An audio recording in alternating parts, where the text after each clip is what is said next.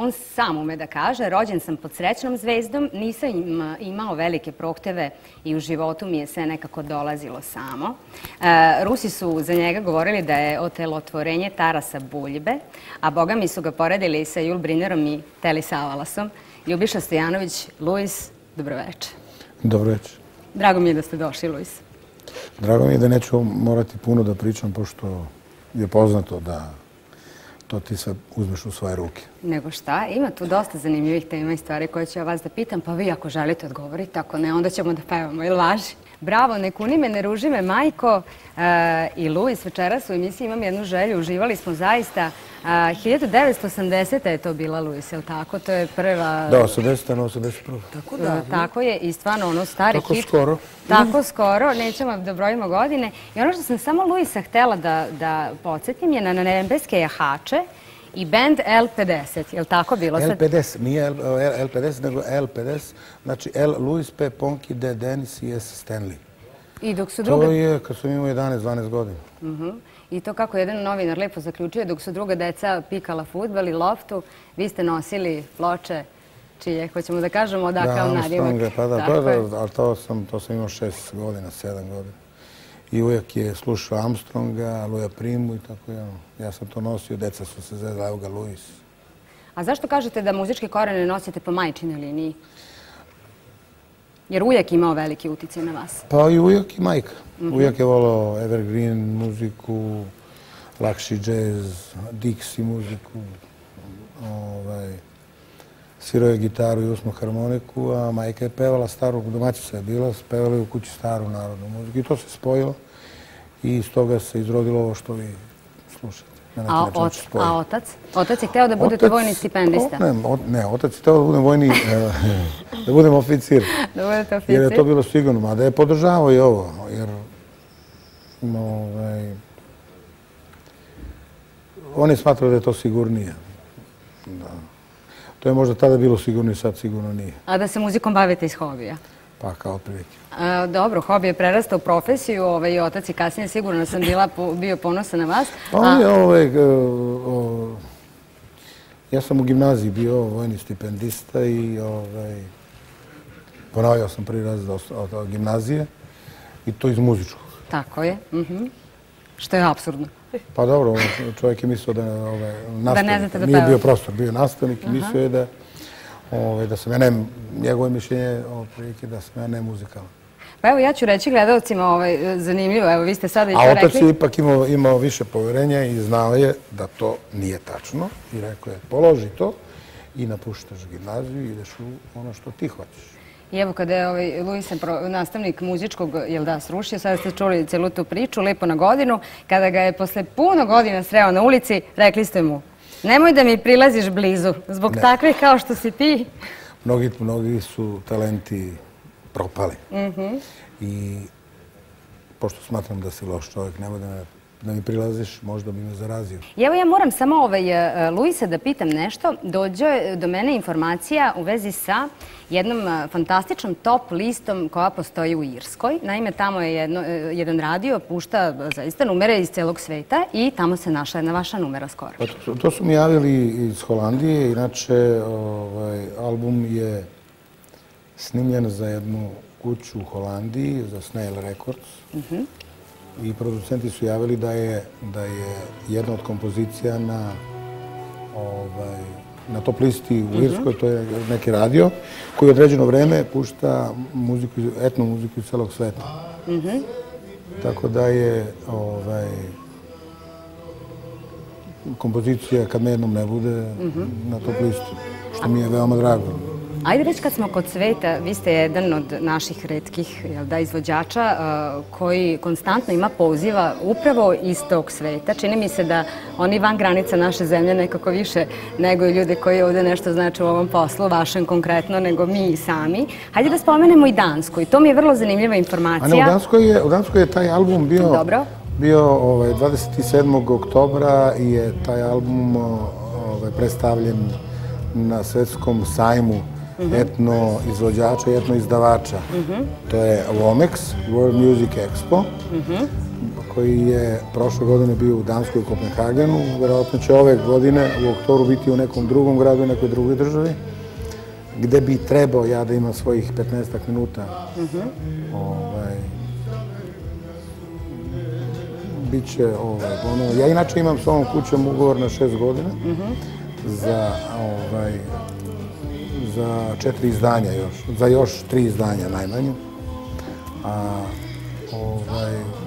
to ne znači da neće ovde ove godine izaći album koji će biti vezan pa za ovo podneblje. Za ove naše prostore. Reći ćemo samo da se zove Poslednji kralj Balkana, tako ste mi rekli. Jeste, Last King of Balkan. A vi, Ljubiša, kako vama? Ja mislim da je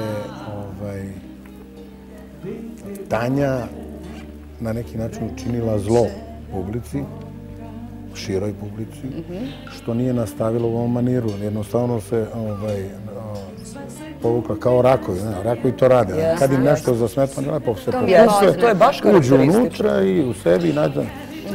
Ja sam, opet, ja imam tu sreću da imam vagu, pa sve ovako izmerim, pa onda... Ja moram da kažem ali da je Tanja nastavila u ovom... Da ti kažem iskreno, nema puno dobrih pesama.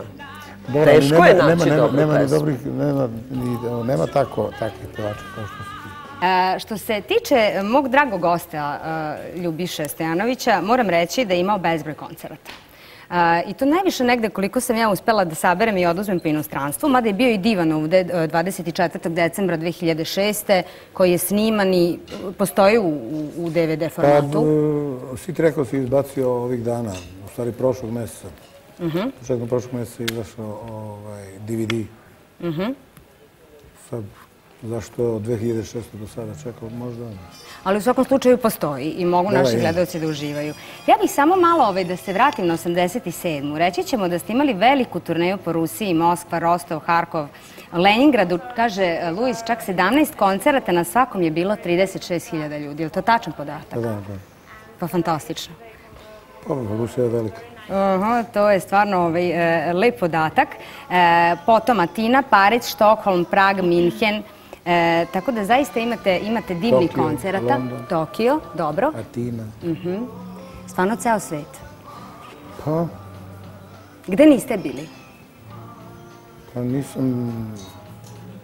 Sad je to teško setiti se, jel da? Nisam bio... Ja mislim da u Mađarskoj nisam bio. Pa to je tu u komšiluku možda mislim. Pa, sticajem okolnosti. Evo, dok gledamo ove snimke, mislim da je Češka u pitanju, to ste nam vi doneli. Dobro, ovo nije Luis, ali dobro, verovatno će, da, evo ga, sada ćemo i njega vidjeti. Da kažemo da se od vaše... Evo, inače u Kamaro je svetski festival ciganske umetnosti. Specifičan je bio vrlo nastup, jer mi ovdje imamo Manuš. Ovo je prilog, ali ajde dok ovo pratimo da kažemo da se od vaše 6 dece, malo ko može da se pohvali tako jednim lepim podatkom, 3 bave muzikom. Da. Marko je skoro napunio 26 godina, ima 2 benda. Jedan je komercijalni, jedan je veći. Ovaj komercijalni se zove St. Louis Band, pošto se i Marko prezivao Stojanović Luis, pa je on to iskoristio. A drugi se zove Marakuja, on je ovih dana, ako nije već izašao, onda izlazi biće izdat za MTV. Aha, odlično. Za Balkan. Već egzistiraju 2 spota, znači Marakuja band. Inače je viđen, sa St. Louis bandom viđen je u emisijama Survivor dok je gospodin Ivan Ivanović komentarisao, pa tu je sa svojim bendom bio. A Maja je ili sa nekim svojim bendom ili sa Marakuja bendom, povremeno sa mnom peva. Dakle, nastupate zajedno. Mlađi ima 7 godina, Andrej, on je u muzičkoj školi, svira klavir. Ponekad, kad je to izvodio, što kažem, kad su dnevne svirke, onda on svira kongi sa mnom. Reći ćemo da imate Miodraga, Marka, Maju, Andreja, Sergija i Elu Mitu. pošto supruga... Elemita ima 2 godine. Ona je najmlađa, tako da sve pozdravljam ukoliko nas gledaju, naravno i suprugu Silvanu. I reći ćemo da je pravilo da svako dete može da radi šta hoće, ali odgovara za svoje postupke. Univerzalno roditeljsko pravilo. To je tako bilo.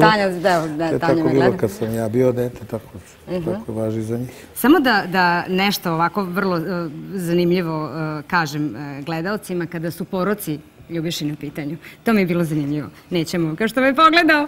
Skitnja je, kaže moj porok. Ne predstavlja mi problem da u toku noći ustanem, sednem u kola i odem do Švedske. Ili bilo kuda.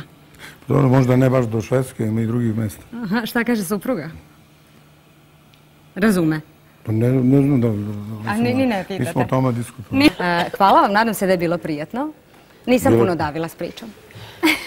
Jel da? Hvala vama što ste me pozvali i zovite slobodno. I još nešto, drago mi je da ste me pozvali sa ovako 2 vrsna izvanredna pevača. Ali stvarno to mislim i... To je kompliment, drage dame. Pa nije kompliment, to je istina.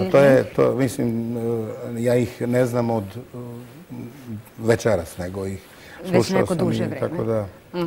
Obe se smejulje, vidim. Ja mislim da su mogle, mene ste trebali malo da skratite, da su one mogle još nešto da opevaju. Aha, dobro. Pa kad budemo imali pesme ovoliko koliko ti imaš, bit će pevamo.